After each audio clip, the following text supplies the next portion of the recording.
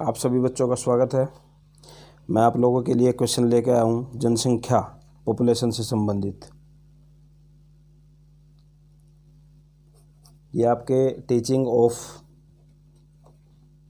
SST social science इसमें question बनता है। जनसंख्या क्या है? अगर मैं इसका अर्थ बताऊं आपको, जनसंख्या क्या है? जनसंख्या किसी प्रजाति विशेष के सदस्यों के समूह को कहते हैं जो एक निश्चित स्थान पर निश्चित समय पर रह रहे हैं और परस्पर प्रजननशील हैं।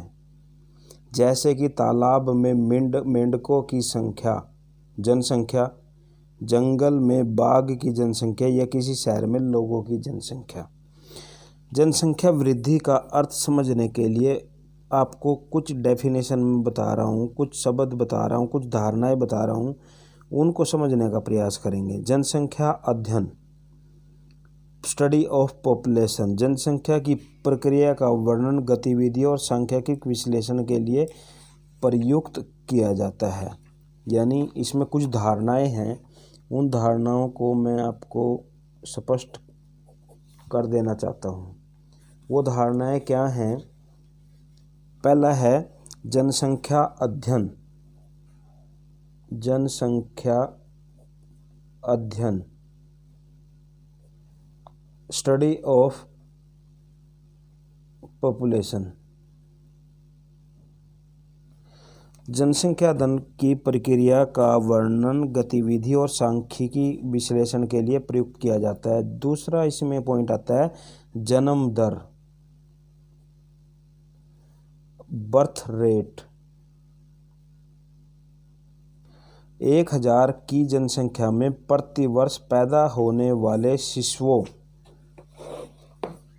की संख्या ही जन्म दर कहलाती है। जन्म दर। उसके बाद तीसरा पॉइंट आ जाता है मृत्यु दर, death rate.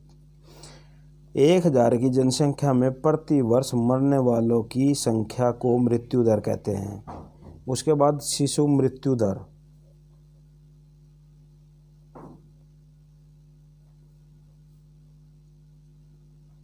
Infant mortality rate. 1000 की जनसंख्या में प्रति वर्ष मरने वाले बच्चों की संख्या को शिशु मृत्यु दर बोला जाता है। जीवन आकांक्षा,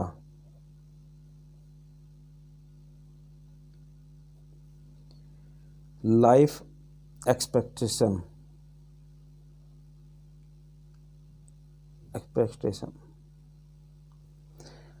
मरने वालों की औसत आयु को जीवन आकांक्षा कहते हैं। भारत में जीवन आकांक्षा 54 वर्ष की आयु है, जबकि ब्रिटेन में 75 वर्ष की आयु है। इसका कारण है भारत में शिशु मृत्यु दर का अधिक होना। ठीक है बच्चों। प्राकृतिक वृद्धि,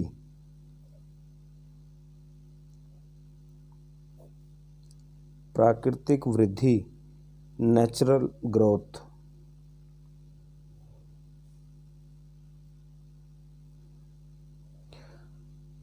प्रति 1000 की जनसंख्या में मरने वालों की संख्या से पैदा होने वालों की संख्या की अधिकता को प्राकृतिक वृद्धि कहते हैं। बाहर से आने वाली आबादी को इसमें शामिल नहीं किया जाता। उसके बाद उत्पादकता, प्रोडक्टिविटी,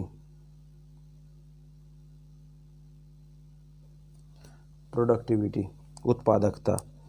जनसंख्या को वास्तविक रूप में पैदा करने की संख्या को उत्पादकता कहा जाता है। मानवीय जन्म दर, मानवीय जन्म दर, ह्यूमन बर्थ रेट।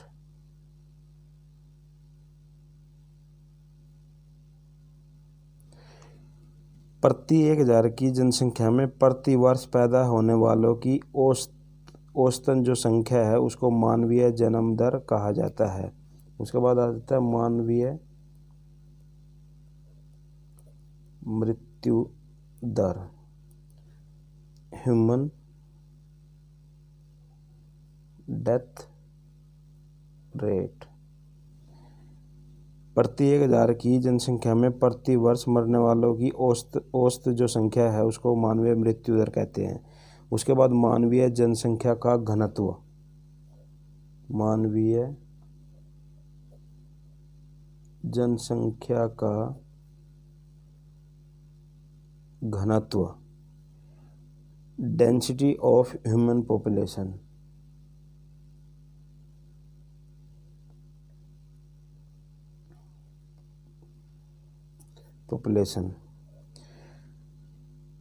पृथ्वी पर जनसंख्या का वितरण असमान है। किसी क्षेत्र में भूमि के क्षेत्रफल का संपूर्ण रहने वाले लोगों के लायक है और कुछ जगह ऐसा है जहाँ पे मानवीय जो हैं वो रहने में असक्षम हैं।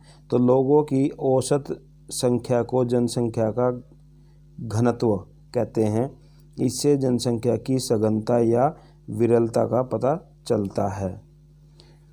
उसके बाद बच्चों इसमें आ जाता है जनसंख्या वृद्धि के पर्यावरण पर दुष्प्रभाव, इफेक्ट्स ऑफ पॉपुलेशन।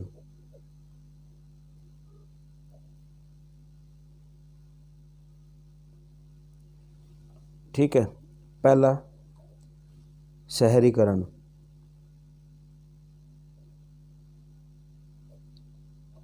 अर्बनाइजेशन। जनसंख्या बढ़ने के साथ शहरीकरण भी तेजी से हुआ है। शहरों की जनसंख्या कुल जनसंख्या बढ़ने की दर से अधिक तेजी से बढ़ी है। इसका मुख्य और प्रमुख कारण है रोजगार के अवसर शहर में होना। बिजली, संचार, यातायात की सुविधाएं शहर के अंदर आसानी से उपलब्ध हो जाती है। शहरों में जनसंख्या का विस्तार तेजी से हो रहा है जिसके कारण यातायात पर दबाव बढ़ रहा है। जल वितरण की कठिनाई सामने आ रही है। फैक्ट्रियों या मिलों के जो धुएं हैं उससे वायु और जल प्रदूषित हो रहा है।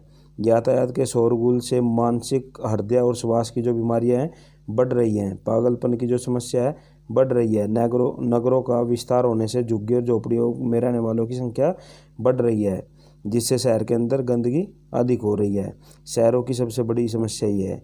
इसके अतिरिक्त अधिक भूमि आवास तथा सड़कों के लिए घेरते जा रहे हैं। शहरों में कारखानों का विकास भी तेज़ी से हो रहा है। तो ये सारे के सारे हमारे क्या हैं, शहरीकरण के होना। और शहरीकरण क्यों हुआ? क्योंकि इफेक्ट ऑफ पॉपुलेशन ज़्यादा बढ़ना, तो उसका दुष्प्रभाव हम इसको मान सकते हैं। जनसंख्या वृद्धि में तीव्रता,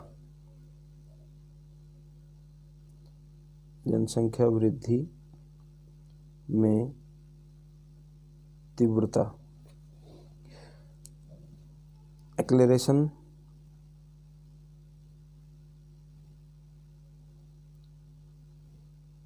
इन पॉपुलेशन इंक्रीज। अधिकांश विकासशील देशों में जन्म दर अधिक है और मृत्यु दर को कम करने का प्रयत्न किया जा रहा है। इसका कारण चिकित्सा विज्ञान का विस्तार है। भारत व अन्य सभी विकासशील देश परिवार नियोजन को अपना रहे हैं। भारत में भी इसे प्रचारित किया जा रहा है, परंतु भारत में अन्य देशों के मुकाबले इसका प्रभाव कम दिखाई दे रहा है। यही कारण है कि भारत में जनसंख्या वृद्धि की तीव्रता कम नहीं हो पा रही है। जनसंख्या का दबाव कृषि, आवास, शिक्षा संस्थाओं और सामाजिक सुविधाओं पर अधिक पड़ रहा है। बेरोजगारी की समस्या,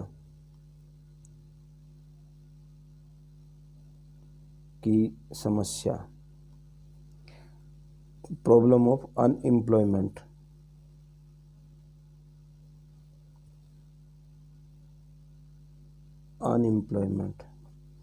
ये आप एक्सप्लेन कर लेना, ठीक, आराम से कर सकते हो। रहन सहन के स्तर में गिरावट,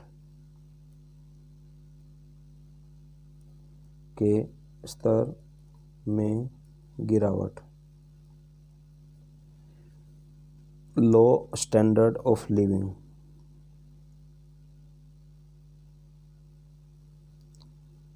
जनसंख्या वृद्धि के कारण पौष्टिक तथा संतुलित आहारों की कमी होती जा रही है। रहन सहन का स्तर भी गिरता जा रहा है क्योंकि जनसंख्या की वृद्धि की तुलना में आवासीय जो सुविधाएं हैं वो नहीं बढ़ पा रही हैं, जिससे अनेक समस्या पैदा हो जाती हैं। ठीक है, उसके बाद औद्योगिक क्षेत्र में विकास की धीमी गति,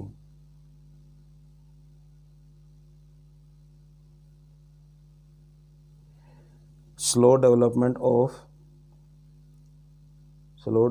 ऑफ इंडस्ट्रियल एरिया।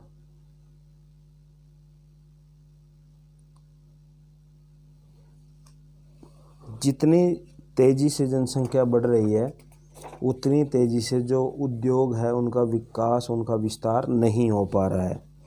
जनसंख्या वृद्धि तथा वन विनाश। जनसंख्या वृद्धि तथा वन विनाश। Population increase and deforestation. ठीक है, पॉपुलेशन इंक्रीज, डिफॉरेस्टेशन, ये कर लेना। जनसंख्या के दबाव के कारण वन और मृदा संसाधन घटते जा रहे हैं। वनों के विनाश से अब वन्य जीवों का आश्रय स्थल समाप्त होता जा रहा है। वनों के कटने से फसल उत्पादन है उसका विपरीत प्रभाव पड़ता जा रहा है। और जनसंख्या के बढ़ने से पेड़ों का कटना, और पेड़ों के कटने से कार्बन डाइऑक्साइड गैस की मात्रा में वृद्धि और ऑक्सीजन में कमी, वायु आर्द्रता में कमी, मृदा जल स्तर में कमी, मृदा कटाव में वृद्धि, वन्य जीवन का विनाश और चरागाहों की जो भूमि होती है वो उसकी समाप्ति, और भी अन्य बहुत सारी इमारती लकड़ी में कमी, ईंधन में कमी, उद्योगों के लिए कच्चे माल में कमी, तो जड़ी बूटियों की कमी। तो ये आप सारा इसमें लिख सकते हो वनों के विनाश के कारण। उसके बाद अपशिष्ट पदार्थों में वृद्धि। अपशिष्ट पदार्थों में वृद्धि। Increase in waste products. Increase in waste products. जो अपशिष्ट पदार्थ होते हैं, अधिक जनसंख्या अधिक मात्रा में अपशिष्ट पदार्थ छोड़ती है। ये अपशिष्ट पदार्थ ठोस तथा तरल दोनों रूपों में होते हैं। ठोस अपशिष्टों में मानव तथा पालतू पशुओं की विष्ठा और घरेलू कचरा। नगरों महानगरों में ठोस अपशिष्ट पदार्थों का निष्पादन एक अत्यंत महत्वपूर्ण समस्या है। तरल अपशिष्ट पदार्थों के कारण नदी नाले जो प्राकृतिक जल स्रोत हैं वो दूषित होते जा रहे हैं। अधिक मात्रा में खाद्य पदार्थ। अधिक मात्रा में खाद्य पदार्थ। Need of more eatables. Need of more eatables. बड़ी हुई जनसंख्या की उदर पूर्ति, पेट की पूर्ति के लिए अधिक मात्रा में खाद्य सामग्री की आवश्यकता होती है। अधिक मात्रा में खाद्य उत्पादन के लिए अधिक मात्रा में उर्वरक, कीटनाशी और खरपतवार नाशक दवाइयाँ, जो भी पेस्टिसाइड्स हैं, वो उनको फसलों के अंदर डाला जा रहा है, जिससे जो फसलें हैं, जो पैदावार है वो दूषित होती जा रही है और जिसका मानव शरीर के ऊपर विपरीत प्रभाव पड़ रहा है। उसके बाद हमारा पॉइंट आ जाता है बच्चों ध्वनि प्रदूषण।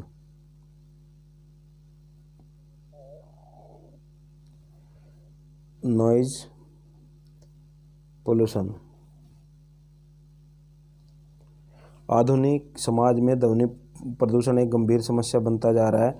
कोलाहल के प्रयोग से कोलाहल के जो प्रमुख कारण है उसमें उद्योग और मशीनें हैं, स्थल है, वायु परिवहन है के साधन है, मनोरंजन के साधन है, और भी बहुत सारी चीज़ें हैं, जिसके कारण हृदय तंत्रिका जो हमारा तंत्र है, पाचन तंत्र है, आँखों की पुतलियों का जो फैलना है, आँखों का बंद होना है, और मान लो त्वचा का पीला पड़ना है, या और भी बहुत सारी ऐसी बीमारियां हैं जो इसके कारण होती जा रही हैं। तो ये बहुत सारी ऐसी इसके विपरीत प्रभाव जनसंख्या वृद्धि के बच्चों। उसके बाद है जनसंख्या वृद्धि पर रोक कैसे लगाओगे। जनसंख्या वृद्धि पर नियंत्रण के उपाय।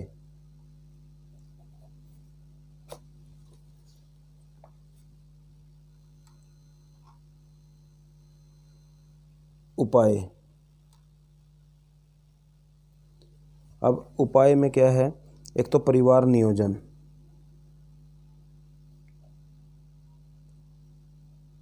ठीक है।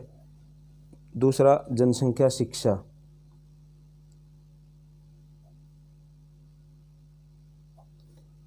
तीसरा, जनसंख्या संबंधित कानून।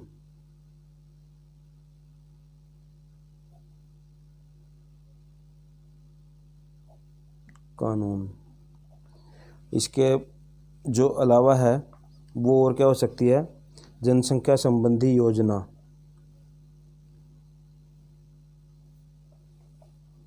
ठीक है। उसके बाद प्रौढ़ शिक्षा कार्यक्रम।